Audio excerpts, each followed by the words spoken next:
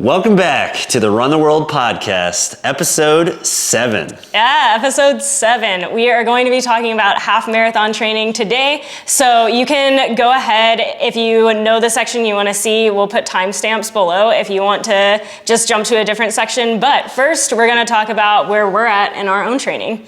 Yeah, so we've both run some half marathons, and I'll kind of give you a little background for me because I'm a little newer to running.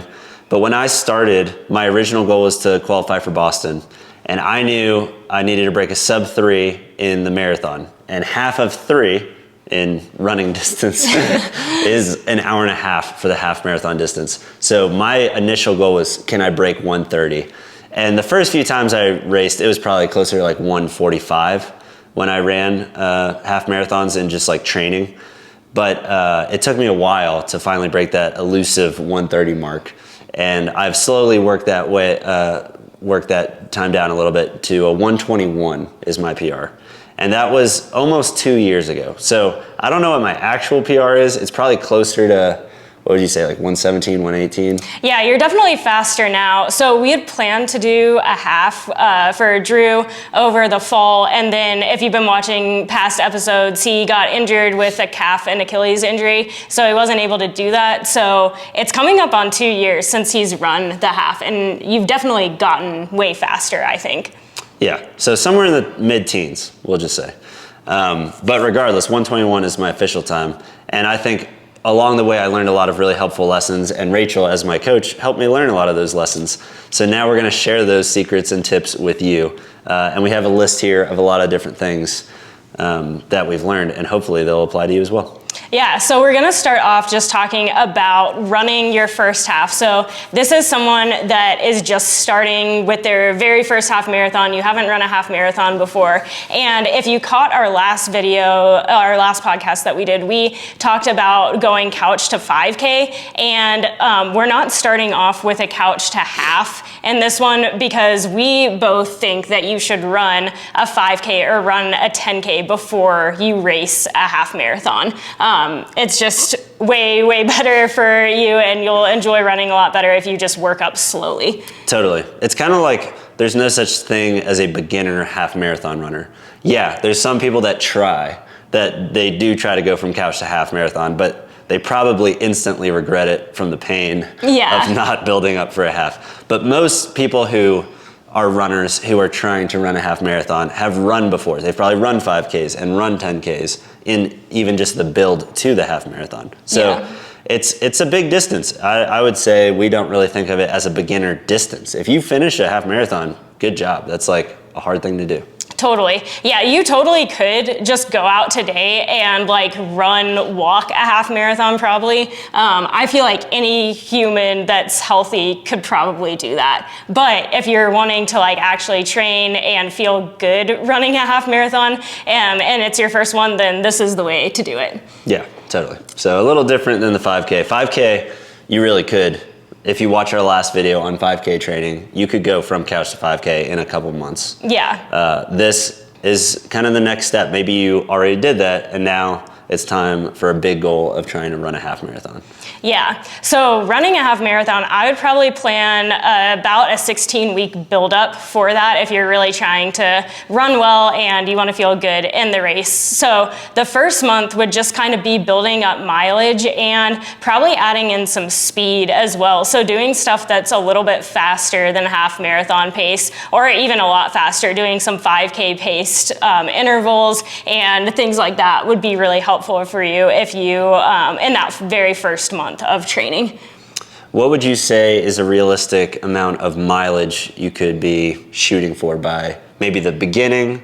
What would you like one of your athletes, their starting mileage to be? Weekly mileage is what we're talking about. And maybe what would you want to end on for your first half marathon? Yeah, I think that you could get away with 30 to 35 miles a week for a half marathon. If you're really injury prone, I think you could probably do more like 25 miles a week for your first half if you add in some cross training as well. So maybe you're not running every single day. Maybe you're working out 4 or 5 days a week and one of those days is a cross training day. Makes sense. Yeah, so that's what I would say as far as mileage. So the very first month, you're just kind of building up that mileage. You're getting in some light workouts with some speed, doing some fartleks, doing some intervals, maybe on the track, where you're just building up speed. And that's going to help you. The speed really helps to make the half marathon pace feel easy. So if you're shooting for a 9-minute pace in a half marathon, running like 8:30 pace and doing intervals at 8:30 or 8:15 pace is going to make that 9-minute pace feel a lot easier. And if you're running faster and doing some of those speedy intervals, you're going to run a lot more efficiently and just gain a lot from running more efficiently at faster speeds. So that's something that a benefit that speed work has, is just being able to run a little bit more efficiently. And so that's why I have athletes running speed workouts at the very beginning of training, and then we get more specific as we get closer to the half. Makes sense. And by speed is relative, right? Would you say by speed, the fastest paces that you're going to be hitting in the build, would those fastest paces be at the beginning, middle, or end of your build? Yeah, I would say probably super fast paces, like 5K and stuff, I would say at the very start of the build, you want to be doing those. And then when I say get more specific, I mean just getting closer and closer to doing half marathon type training. So you start off with the speed, and then the speed gives you the running efficiency to be able to run those half marathon paces and make it feel easier for you. Makes sense. And this is what we've done in our training over the years. Like, there's been times where I've been on the track that first month and we've done 800s or mile repeats or something where it was kind of like fast. Yeah. But the further we got into training, it turned into more like threshold runs where you're running for 5-6 miles at a time at a slower pace than that initial track workout. But it was closer to goal half marathon pace, or a little faster than goal half marathon pace. Yeah, exactly. And if you watched our 5K video last week, this is kind of the opposite of that training. So with 5K training, you're starting off in the threshold and kind of building a really strong base, and then you get more specific, and more specific for a 5K means doing more speed and 5K specific speed. So you do that, whatever you're training for, you do those types of workouts closer to your race. Yeah, so in a half marathon, it's not a speed race anymore. Right. Like, yeah, if you want to get a good time, you need to have more speed than less speed, but it's really an endurance race. Yeah. So is a 5K, but this is even more. This is like significantly more the distance. The 5K distance is 3.11 miles, and a half marathon is 13.11 miles. Yeah, so a little different. It's a little different. Yeah, you literally add 10 miles onto that 5K. Yeah. So at this point, you don't really, I like joking and telling people you don't have to be fast to run a half marathon or even a marathon, because you really don't. You just need to be able to hold a respectable pace for a long time. Yeah, exactly. You just need to build endurance. So that's really the key to this. And I think the key to building endurance is going to be in your long runs. So in a half marathon build-up, your long run, as you get closer to the race, becomes your most important workout of the week.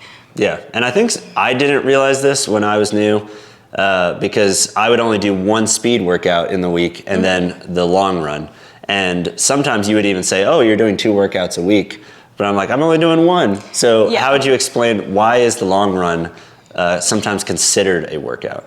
Yeah, so I think the long run is a workout because I usually add in actually like a workout into the long run, meaning I'll have like a 2-mile warm up for an athlete and then doing a threshold or at half marathon pace for 5 or 6 miles and then a cool down at the end of that. So you're actually running half marathon pace in your long run some. And you can do that a lot of different ways. You could do that continuously, like 5 or 6 miles at half marathon pace, or you could break it up and do 3 by 2 miles at half marathon pace with a mile easy in between. So there's a few ways that you can break that long run up. That makes sense. And even if you're new, like this is your first half marathon, the first few long runs you do will be a workout, because those will be like the longest runs you've ever gone on. Exactly. If you're doing 8, 9, 10 miles, that might be the first time you ever run that distance. Totally. And that alone will be new to your body, which will be testing it, which is the heart of a workout.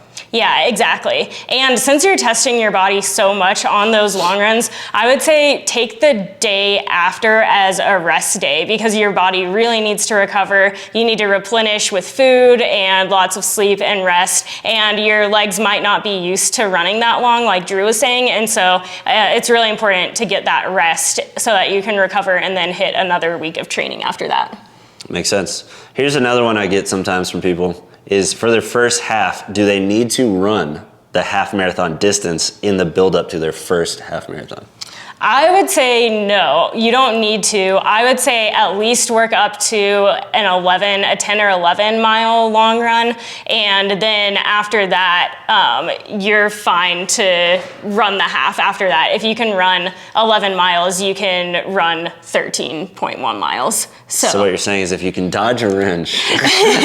Yeah, exactly. So yeah, some people might be overwhelmed because they hear their running friends running 15, 16, 17 miles for their half, but they might be in the next category that we'll talk about in a minute, which is more intermediate to advanced. But for your first half, you really don't have to. Yeah, exactly. Ironically. Yeah, you don't need to run a half to run a half. So I would say definitely work up to that 10, 11 mile long run distance. And I would do that about 2 weeks out from your half marathon. So 2 weeks out, run your longest long run and then start tapering, which just means you're reducing the volume that you're running. So reduce easy runs by maybe a mile each easy run and reduce the intensity of your workouts as well. So you're not doing super long or very, very intense workouts. You're still doing a little bit just to keep your legs turning over, but they don't need to be the hard workouts that you had been doing in the main part of the build.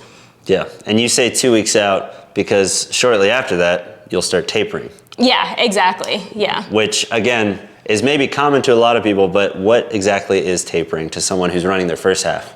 Yeah, so tapering just means, like I was saying, you're reducing the volume, you're reducing the intensity. So taking your easy runs back by a mile and then taking the intensity back in your workouts is just how you taper. Great. Yeah, and then you feel amazing. Yeah. The times I've tapered, I'll almost feel like, oh, I'm not running. How could I be fast? Like you almost start questioning your fitness because you'll feel way more energetic because you've been beating yourself up for months at this point. Yeah. And then you'll be like, I haven't done any speed work. I haven't done like a big long run last weekend right before the race. How am I going to do this?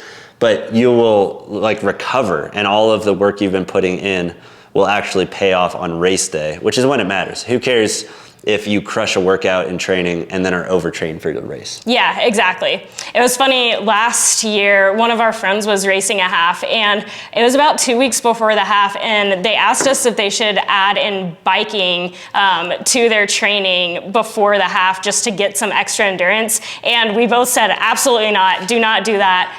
Don't add anything else in those last 2 weeks leading up to the half. Those last 2 weeks, you can probably do more to hurt yourself than help yourself by adding in extra things. So really you just need to rest up. If you've been doing all the training, then you're ready for it and you'll be able to crush it.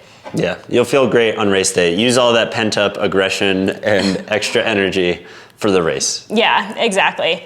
I also wanted to talk about just the main part of training for a half, because we talked a little bit about tapering and we talked about the beginning part of a half and just building up the speed. But the main workouts that you should be doing, like I said, focus on that long run. If you are feeling good, you can add in an extra like speedier workout as one of your workouts. So maybe if you're doing long runs Saturday or Sunday, do this workout on Tuesday or Wednesday so that you have a couple days to recover between that and your long run. And this should just be a light workout to get your legs turning over a little bit. And I usually do workouts like this at 10K pace, so it's just a little bit faster than half marathon pace. And like we were talking about with the 5K speed that you do early on in training, this 10K speed is also going to make you more efficient as a runner, and it's going to help that marathon or half marathon pace feel feel really easy for you. So I add in that speed workout, and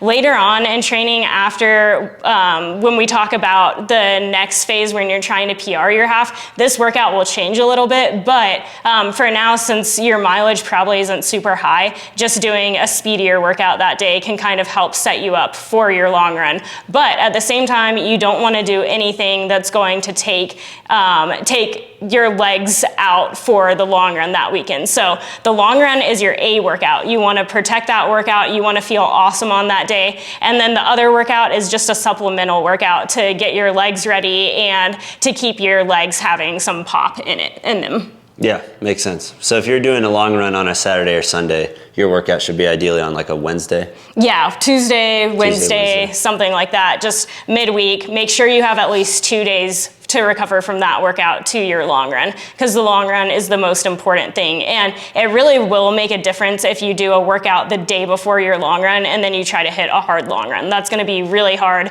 You'll probably feel discouraged and you'll think that you're not in as good of shape as you actually are, because your body's trying to recover from that hard workout and it's hard to do. So you need to give your body a couple of days to recover before that long run.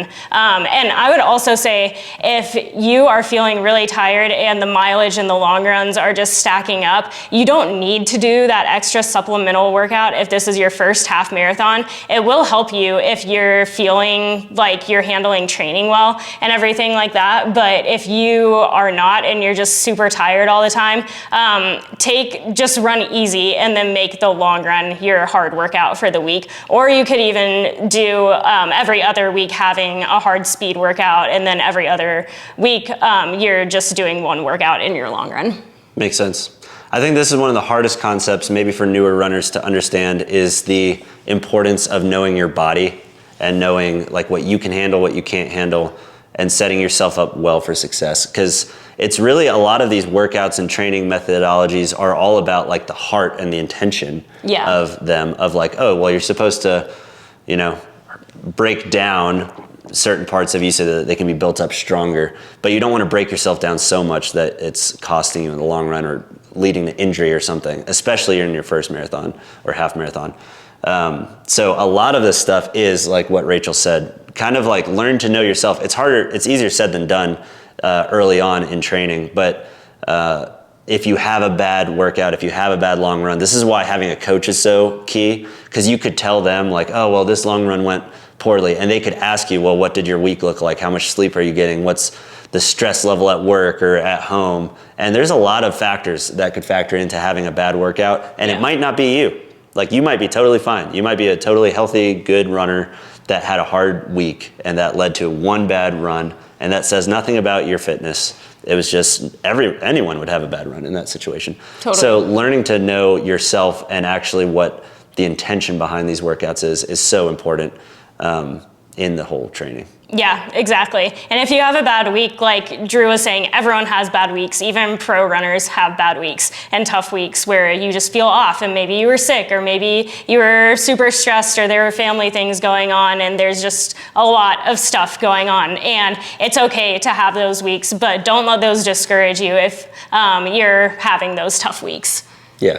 I literally just had a terrible long run yesterday. Yeah, that's true. Yeah. But deep down, other than being like bummed in the moment, I know deep down, one, it doesn't define me as a person.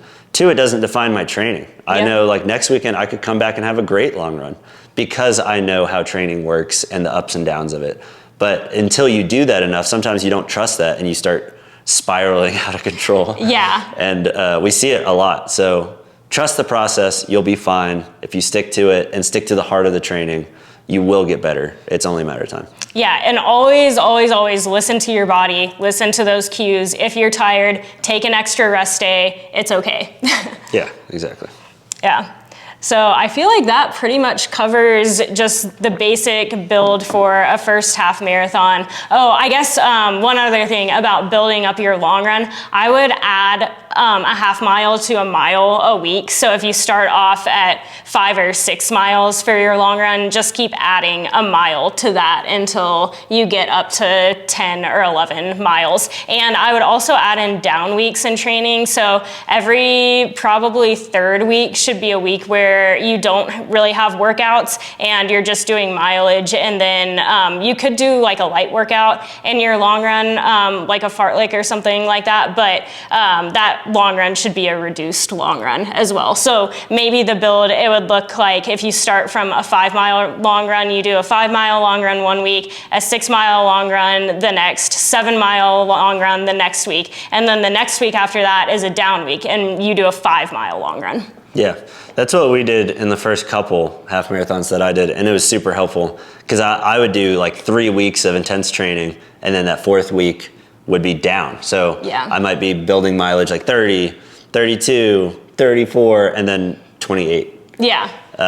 And sometimes during that off week, I almost felt like I didn't need that off week. I was like, oh, I can keep building, I'll be fine. But I think Rachel knew and was smart enough to know, like, yeah, maybe you could do that 4th week, but then how would that 5th week feel? How would that 6th week feel?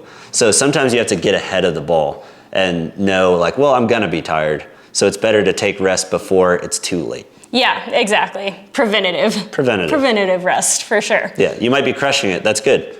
Like, sometimes you have to slow yourself down and take that week and have confidence you're not going to lose fitness in that down week. Yeah, you will not. And instead, you'll actually probably gain some that you didn't realize was there. Yeah, because it gives your body a chance to recover. And then the next week, your legs feel awesome and you're ready to hit training again. Yeah. Sweet. Okay, so that covers your first marathon build. So now we'll kind of talk about marathons after that. So maybe you've already run a half marathon before and now you want a PR in your half. Yeah, so again, unlike the 5K video, there's not as much a beginner, intermediate, advanced because a lot of these things apply to every level. And just running a half isn't a beginner thing to do. So a lot of people, I would say maybe after you've run your first 1 or 2 half marathons, I think a lot of people want to break that elusive 2-hour half marathon. And that's, it's a respectable goal. Like if you can do that, you're probably finishing top 25% in your local half marathons. So it's a great goal to have, whether you're a guy or girl, to break a sub 2, very respectable. So maybe we can talk a little bit about what that would look like. Yeah, so pacing for that, what pace would you need to run for breaking 2 in the half? I actually don't know off the top of my head. We can look it up. We're gonna VDOT. This is our favorite calculator, so we use this a lot for training, and it just helps us to know what paces we need to run in certain workouts, and it helps us find paces for races like this. So we can type in half marathon, and we can type in 2 hours, and it'll give us a pace. And just in that amount of time, 9:09 is a 2 flat. Yeah. And that's how fast this is. We really highly recommend VDOT. I have it. It's a free app. Yeah, it's free. That's the best part. We look at it almost every day. Yeah, totally. It's really helpful. And the more you use it, the more it helps because there's kind of like secrets of what works and what doesn't on it. Yeah, and it'll give you paces too. So when I'm talking about like do this workout at 10K pace, it'll show you if you are going for a 2-hour half marathon, then this is your 10K pace. Yeah. So. And we don't want to stay on the sub 2 for too long because we're thinking of making videos on specific paces in the future. But we know that this is a big goal that a lot of people try to hit. So what this will say is like if you want to run a 2-hour half marathon, your 10K should at least be a 54:09. So that will give you a basic, if you're in that range, that means you're right there. Your 5K is a 26:05. So again, you don't need to hit that pace exactly, but it's more like if you can run a 26:05 or faster, you have the fitness to run a sub 2. Maybe you haven't yet, maybe you still need to have the mileage to do it, but it means that you have the potential to do it. Yeah, and we didn't talk about this in the build for someone that's just a beginner running or running their first half marathon, but I think that it's totally fine to race in your build up for a half. So especially at the start, doing a 5K or a 10K can really help you just kind of know where you are fitness wise, and it's a fun way to break up training and have fun at a race. Totally. Yeah. So beyond just a sub 2 though, just anything sub 2 or faster, if you're trying to break maybe an hour and a half because you want to break that sub 3 for a marathon, which is another kind of indicator you need to be able to do. Or maybe you're getting even faster than that and you're trying to get into the teens of the half marathon or faster. A lot of the things that we have already talked about apply, but what are some things that the more advanced you get in the half marathon distance, what are some things that might change from the first time you run one? Yeah, so I think when you're really getting up higher in mileage, then your second workout for the week, the speed workout, can kind of become more like a half marathon paced workout. And I think you still want to have some speed in your training so that you're not just running every single workout at half marathon pace, but you can do 10K pace and half marathon paced workouts. And the reason why you can do more half marathon paced workouts is because those workouts should be longer. You shouldn't be doing like 3 miles at half marathon pace and that's your workout for the week. You should be doing like 3 by 3 miles or something like that, to where it's a longer workout. So that makes it so that you need to be running that higher mileage in the week to be able to do a supplemental workout like that in your training. Totally. Yeah. Because you can't early on 5 or 6 or 7 miles in a workout, that might be a first timer's long run. Yeah, exactly. So that's what you're saying. Like we've talked about this in past podcasts, but you kind of have to earn that mileage. You have to earn those harder workouts. You might want to do the advanced workouts that the pros are doing, but the reason they can do it is because they're running 60, 70, 80 plus mile weeks. So they have a lot more flexibility to be creative and do all those like fun, cool workouts without destroying their bodies. Yeah, exactly. So those types of workouts, like I was saying, maybe 3 by 3 miles, maybe you're doing 10 to 12 by a K at 10K pace. They're just longer workouts, like 6 to 9 mile workouts, where the workout is that, and then you have warm up and cool down on top of it. So I would say those workouts are kind of reserved for people that are doing at least 60 miles a week, probably more like 65 to 70 would be the start of when you're able to start doing those workouts. If you're not at that high of mileage yet, I would say stick to more of that speed, like the 5K, 10K speed for that supplemental workout in your week, and then do your long run with a half marathon paced workout in the middle of it. Yeah, that makes sense. One of my favorites is just the classic threshold run, where you'll run 5 to 6 miles at threshold pace, which should be faster than your half marathon pace, with like a 2 mile warm up, 2 mile cool down. So that could be 9, 10 miles right there on your like workout day. And you're switching in your shoes for that. You like warm up in your trainers, you put your flats on. You could go to a track, you could do it on a treadmill, find a good road that mimics the course profile of your half marathon, and you're running 5 or 6 miles fast. Like for me, when I ran a 121, I think that's like 6:20 something pace or right around there. And I was doing 5 to 6 miles at like 6 flat pace. Yeah. So it was a lot faster than what I needed to do. But then again, when I got to the race and I only had to run 20 seconds a mile slower, even though it was a lot longer of a distance, I didn't have to run as fast and it felt a lot easier. Yeah, it feels easy for sure. The other thing that you can do once you've run your first half marathon is you can do long runs that are longer than a half marathon if your body's feeling good and you've built up to that. So a lot of runners will run maybe 14 to 16 mile long runs in preparation for a half. Yeah, which again, that's kind of like the point where I'm at now. Which I like that because even if I'm going a lot slower on that 16 mile long run, I still feel like, wow, I can run a lot farther. Like I have the endurance of way beyond a half marathon. Yeah. So now all I have to do is have the right speed and I should get it. Exactly. Yeah. And I would say for a half marathon, you don't really need to go above 16 miles for a long run. I think if you're doing 17 to 20, that's more marathon training. And so you're probably just wearing out your legs a little bit more than you need to if you're doing more than that. But yeah, I think that you can get into that like 14 to 16 mile long run for the half marathon build. Is there a point of advance, because I haven't got there yet, is there a point of advance where you're doing 2 workouts in the week and a long run on the weekend? Yeah, I think a lot of runners, well, it kind of depends. So you could either do like 2 speedier workouts and then a long run that's an easier long run, and some people will do that, but I would say that's probably more at the start of the buildup. I think something that's more common right now is double threshold days, where people will run a threshold effort workout in the morning, and then they'll come back in the afternoon and double and do another threshold workout in the afternoon. And then that's like a pretty big day. And then they just rest and recover, and then they do a workout in their long run. Gotcha. Yeah. Okay. So that's what I would say on that. I would say if you're trying to add in 3 workouts a week, that is pretty tough to do. And you could do it, but I wouldn't suggest doing it for more than like 1 or 2 weeks. I think that you kind of need to give your body some time to like rest and recover. And if you are doing that, one of those workouts needs to be like super, super light. Like it's just a fartlek where you're doing like a minute on, a minute off for like 7 times or something like that. Just like really light to get your legs turning over. Makes sense.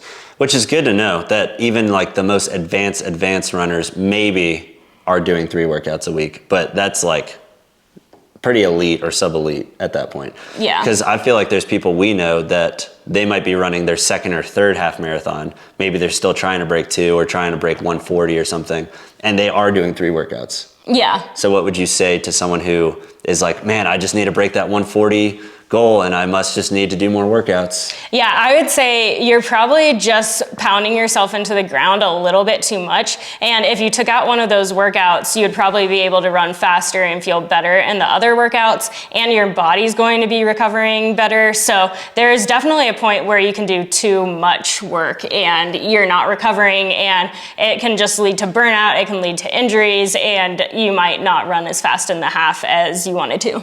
Yeah, this is where the heart of it comes in. Yeah. Of like these workouts, yes, they're supposed to be hard in the day, but they're not supposed to be so hard that they're bleeding into your next workouts and that you're not able to recover from them. Yeah, exactly. So like we said earlier in the podcast, and I always say this, but listen to your body. That's going to be the best cue for you. And everyone is different. So that's why it's so important to listen to the cues that your body is giving you. Because we can give all of this advice to you, but if you don't feel good running 2 workouts a week, then and you're not recovering from that, then don't do that. Yeah. Yeah. It defeats the point. Exactly.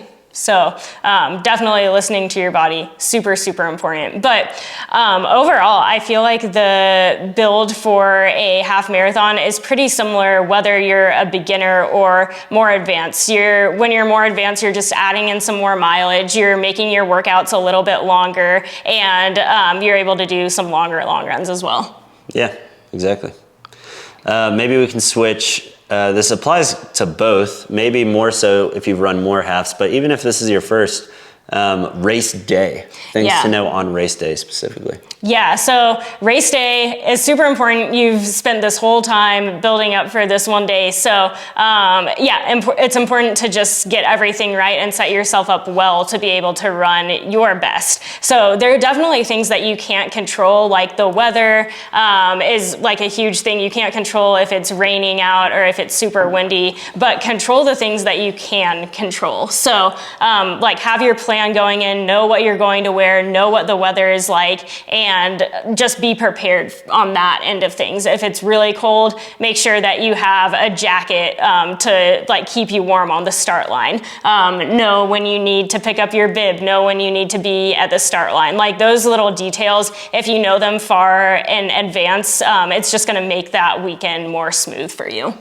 Yeah, you kind of want to study it as if it's a test.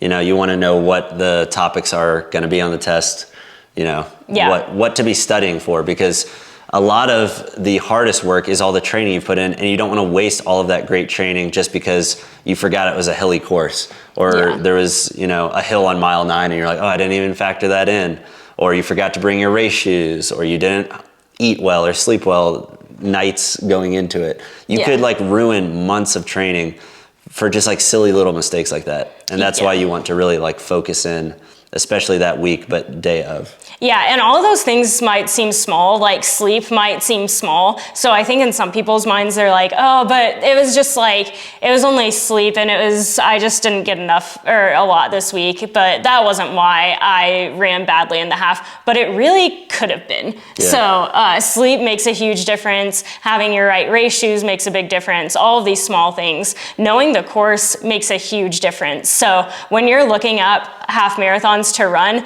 if you want to run a really fast half, then find one that's flat. And that's an important thing to just know and to look at when you're planning out which half to run. If you like don't really care what the course profile is like and you don't mind having some hills in it, that's totally fine. Go for a hillier half, but you're not going to run as fast as if it's just a flat course. Yeah, and if you're running a course that is like your local half that you're excited about, or like a big half somewhere else that you're really excited about, do it, yes.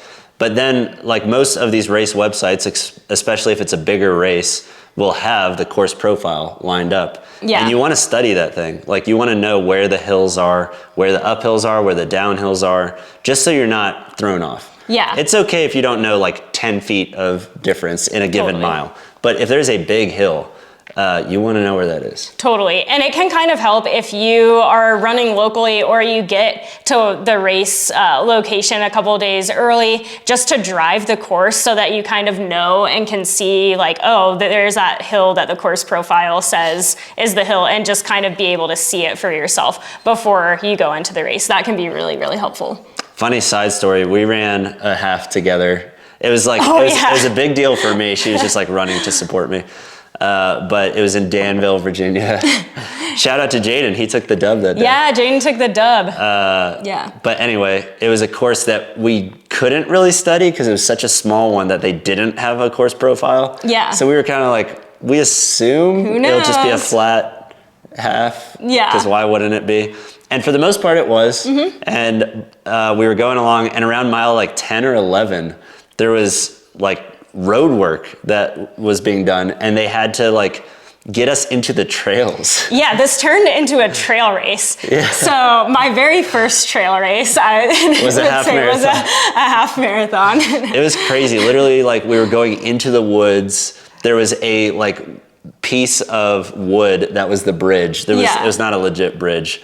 It was like a little wobbly board, and it was single track, so very thin. So people were like jumping in each other's way because you had to like go out into the woods and then like come back. Yeah. So I remember at one point someone was on the bridge on the way back, and I had to like jump into the bushes and like run through it.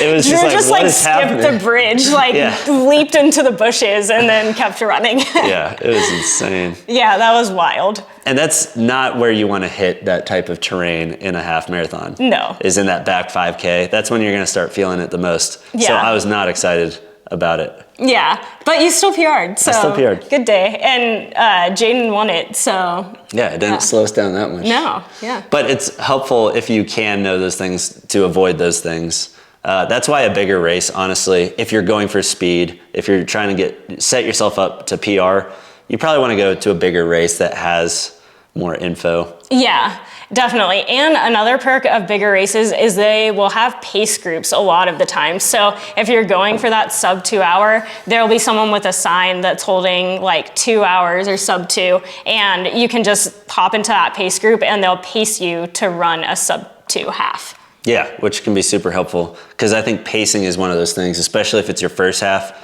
Pacing slows down more people than a lot of other things. Yeah. Because you just haven't learned how to like feel the pace without a watch yet. That's true. You gave some good advice to one of our friends that ran a half earlier this year about pacing. Yeah, I think so. We could talk a little bit about pacing strategies in a half marathon. Mm-hmm. And there's a lot of different ones. There's not one right one. A lot of this is knowing yourself and the training and the coach you have. But for me, one of the basic ones that I've used and have recommended to people is the 10-3 rule, which is you run the first 10 miles of the half at the goal pace. So if you're trying to run at 7 flat mile pace, you run 10 miles at 7 flat mile pace. And then at that point, you think about how are you feeling? Because at 10 miles, that means you have a 5K remaining, 3.11. And if you're feeling bad, if you're like, man, 10 miles, this is hard and I'm starting to bonk, I'm starting to hit a wall, then just hold that pace for dear life. You have a 5K left. You've already done 10 miles at that pace, so you've proven you can do it for 10 miles, which is good. Try to hold that pace and finish strong. And that's fine. No harm, no foul. You finished with a good race.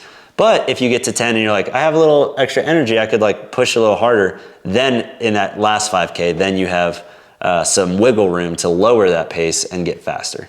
Totally. Yeah, that's great advice. I would also say there's different checkpoints in the race where you can check in and be real with yourself and ask yourself how you're feeling. If you sprint out too fast in that first 5K, it's going to be a tough race. Yeah. So like check in with yourself every couple miles and see how you're feeling, and especially at the 10 mile to go mark. And I would also say at the halfway mark too is another good place to check in. You really don't want to be feeling like you are going all out halfway in. You want to feel like it's tough, but you can keep going for a little bit longer. Very true. And these different strategies are also kind of dependent on the risk you're willing to take. Yeah. So like the 10-3 method, we'll call it, because it's not an official thing. This is just, now it is. Now it is. The 10-3 method is kind of a low risk, low reward, in the sense of there's probably faster ways to run a half marathon, because it could be a waste. Like let's say you get to 10 miles at 7 flat pace and you're like, I'm feeling incredible. That's kind of not good for the fastest you could be. It's good for not hating life after the half marathon, but it's not great if you're trying to set a true PB. Yeah, very true. Yeah, if you want to set a PR, you will probably actually positive split a little bit in the half, which means you'll run the first half just a tiny bit faster than the second half of the race. Usually if you're negative splitting towards the end of the race, it means you had some energy left and you probably didn't push as much as you could have at the very beginning. And if this is your first half and you do that, that's okay. Sometimes it takes some time just to learn pacing and learn how to feel at certain parts of the half. Yeah. Again, my example, I was trying to hold like a 6:20 pace and my final mile was like a 5:50 mile. A 30-second difference drop in pace. 30-second difference, which some would be like, wow, you crushed it. Like what a kick.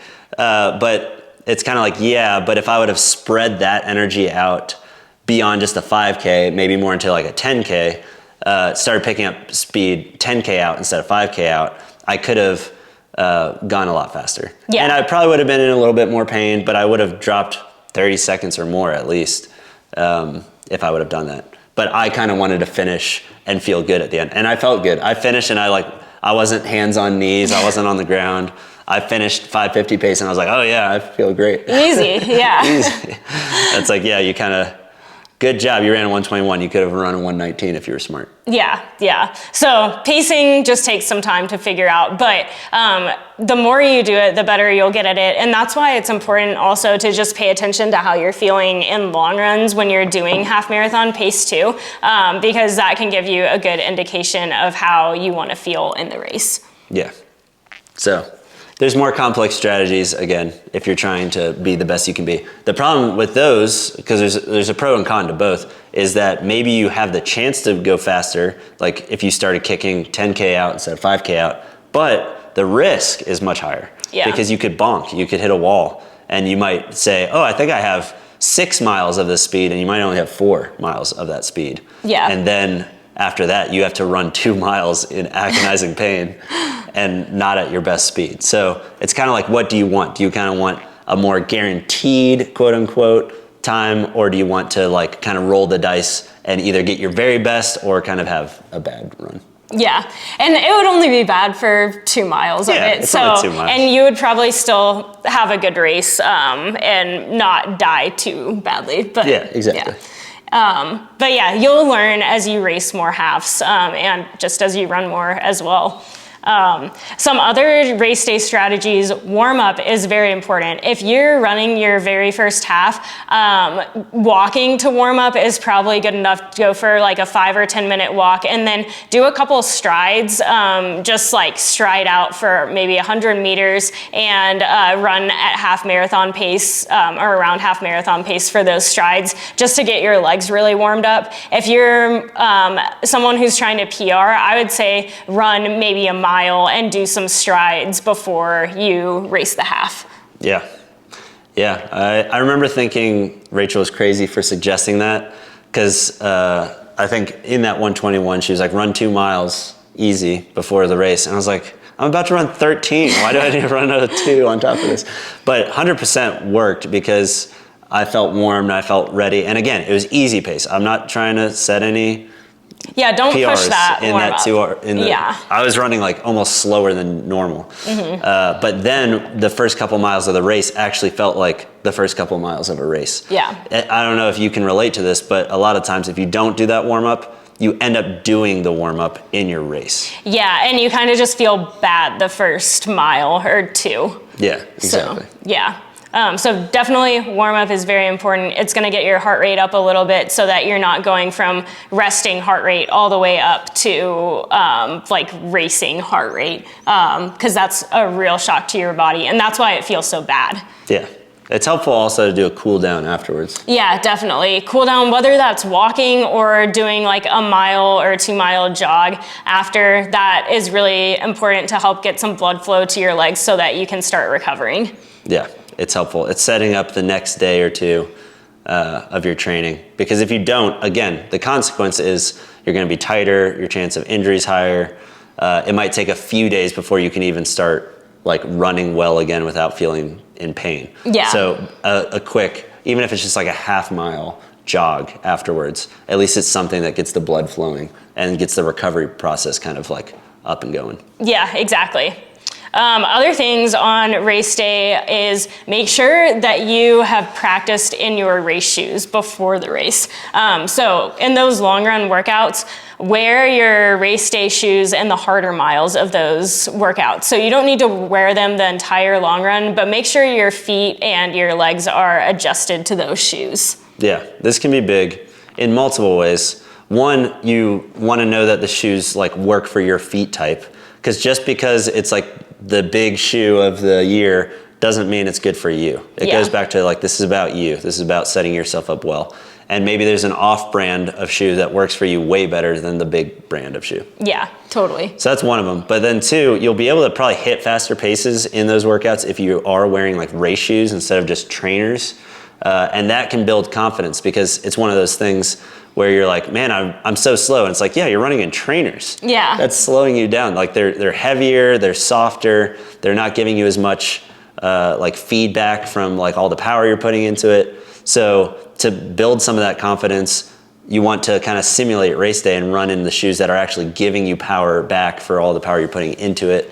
And you'll be able to hit faster paces in them. It's just kind of like science. Yeah, and that's kind of controversial actually to some of my athletes. And they have been saying that they like running in their trainers because then on race day, they put on their race shoes and they feel great. But I think that kind of sets you up not as well for the race, because your legs aren't used to those shoes and your legs might not be even used to that pace as well, because you're able to run a little bit faster in flats or in race shoes. And so that means that your legs are getting used to that half marathon pace. So if you're not used to that pace and you're running maybe 10 or 15 seconds slower in your long runs just because you don't have the right shoes on, you'll get in the race and you might feel like you're running way faster, and it might just not feel good for your legs. Yeah, exactly. There's so many reasons to train in the shoes you're going to race in. Yeah. And I've thought the same thing as some of our athletes. I've probably been one of those athletes where I'm like, oh, I kind of want to save all of my like secret weapons for race day and then just like PR by a ton. But one of those is like, I suffered the blow of that in the fall when I got injured, because there's a certain amount of like, even training in a flat or in a super shoe, it's like harder on your calves, and it might be harder on parts of your body that are different. And if you don't slowly work into that and build your body like your muscles up. Your muscles up and like accustom yourself to it. It could end up hurting you on race day, and you could be wearing like the fastest shoes ever, but by mile 10, your calves are like, nope, we did not sign up for this. Yeah, you could cramp and then your race is like done. Yeah, Yeah. So definitely want to train in it. Don't want to overtrain in it, but you want to set yourself up to know what it feels like. Yeah, for sure. The last thing we want to talk about on race day, as far as race day strategy, is fueling. So really important to get a good breakfast in that morning. I would say also your long run is a great time to test what works for you, because that's a great simulation for race day. So don't change anything up on race day. Don't eat a breakfast that you wouldn't normally eat, that you don't know that it's going to work for you. So make sure you know what works well for your stomach and practice that on long run days. Yeah. A general rule of thumb, I don't know if this is the right way to think about it, but for me it helps, is the more boring, the better. Yeah, I do think about that, yeah. You're not trying to like eat maybe the feast that you're gonna eat after when you PR. Yes. But before, you kind of want like simple stuff. Yeah. Simple stuff that's not full of a lot of preservatives and like sugars and just things that are gonna like spike and then die. You kind of want like basic carbs, hydration, electrolytes, basic stuff. Like I'll eat like bagels. Yeah, I was gonna Just say like plain bagels, maybe with butter, maybe not with butter, maybe with peanut butter on them. Yeah. Something like just very simple that, and again, test it on your long runs because your stomach is different than our stomach. Totally, yeah. I was gonna say bagel with peanut butter is like a staple that a lot of runners eat. Oatmeal is another one that a lot of runners eat. Just basic foods that you know work well with your stomach. Fueling in the race, sometimes you won't need to fuel in a half marathon. I would say if you're shooting for a sub 90-minute half, you probably don't need to fuel during the race, but if you're getting over that 90-minute marker, it's probably good to fuel in the race. And I would just take a gel probably 45 minutes in and then every 30 minutes after that. So if you're shooting for that 2-hour half marathon, you definitely should fuel during the race. Yeah, because at that point, you're running close to a marathon effort. Yeah. You know, like let's say you're running like a 2:10 or a 2:30 hour half, like pro marathoners are running marathons at that distance and they're definitely fueling. Yeah. So just because you're running half the distance, no shame, they're just really fast. Yeah, exactly. Just like they're fueling, like you should be fueling. Yeah. Well. Totally. Your body can go for kind of like 90 minutes around that amount of time just off of stored fuel that it has like stored up in glycogen stores and stuff. But then after that, your glycogen stores are kind of depleted, so you got to refuel. And you won't really feel good if you're not fueling after that 90-minute. Yeah. So it'll help. Yeah, it'll definitely help. So, and it'll give you a boost. Sometimes too, I'll take gels that have electrolytes and caffeine in them so that I get like a caffeine and electrolyte boost as well. And that's really good. That helps me a ton. Yeah, and all of these things, whether it be your gels or your breakfast, again, like Rachel said, practice those in training. Yeah. There's a lot of different gels, and we've both tried a lot of different types. And half of them we think are disgusting and don't work, or we feel it in the run and our stomach just feels awful. But we've found gels that are like easy on our stomachs and it feels great. Yeah. So everybody's different. Someone is going to recommend their favorite, obviously, but their favorite might not be your favorite. Yeah, exactly. So basically, from the past few things we've said, you can kind of tell our idea is just practice in training what you're going to practice on race day. That is so important, and that is key for you running a fast half. Yeah. Or any race. Yeah, or anything in life. Just practice like you're going to play. Yeah, exactly. It's kind of an old adage, but it is true. Yeah, exactly. Sweet. I think that's pretty much it. Yeah, I think that's it. Thanks so much for watching, and we'll catch you next time.